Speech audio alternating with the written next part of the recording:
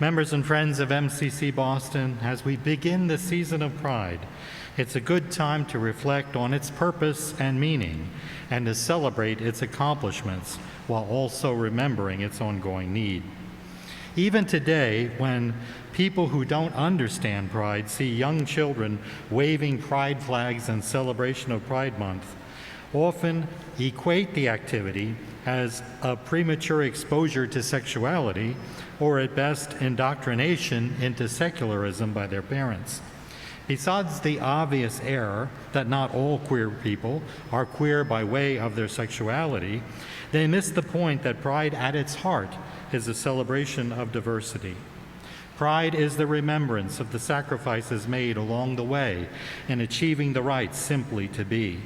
Pride is an encouragement to queer youth that it will get better, and there's a community out there just waiting to embrace them. Pride is a demonstration of possibilities to queer folk living under repressive regimes, enabling hope that they too will one day be free to be. Pride is the acknowledgement of the interdependencies of our struggles to that of the Black and brown and other communities, and an opportunity for us to rededicate ourselves to this connectedness and the resolve to stand together.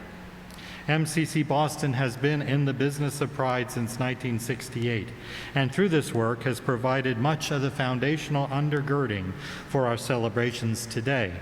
The celebration of having the President of the United States issue a proclamation proclaiming June 2021 as Lesbian, Gay, Bisexual, Transgender, and Queer Pride Month, while also recognizing our liberation movement and its history as a call to action that continues to inspire all Americans to live up to our nation's promise of equality, liberty, and justice for all.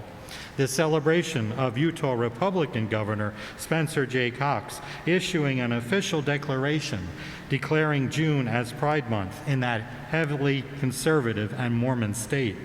The declaration being followed by the mayor of Salt Lake City tweeting out a picture of her and a staffer raising a pride flag in front of City Hall. The celebration that during Pride Month, pride flags are flying at U.S. embassies around the world.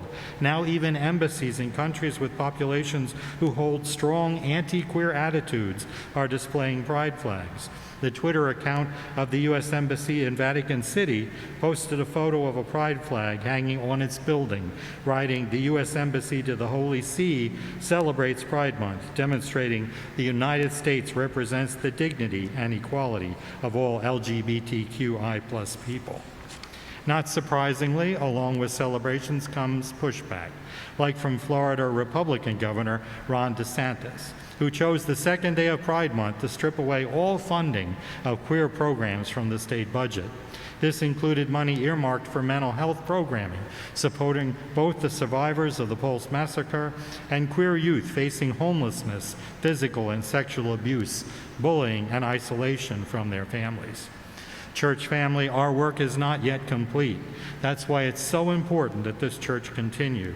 The need to stay present reminds me of a recent article written about MCC Boston visionary and member Reverend Elder Jim Matulski, who after surviving his first hospitalization due to HIV complications, came to fully understand the story of the prophet Elijah and the ministry of staying, remaining present through difficult times, and the blessing that results when we stay present with one another through times of change, death, and mystery. MCC Boston, we are on this path, the path towards full equality through our staying witness. As we celebrate Pride Month and the blessings we have accumulated thus far, let us rededicate ourselves to remain present in this work of sharing MCC's message of God's all-inclusive love.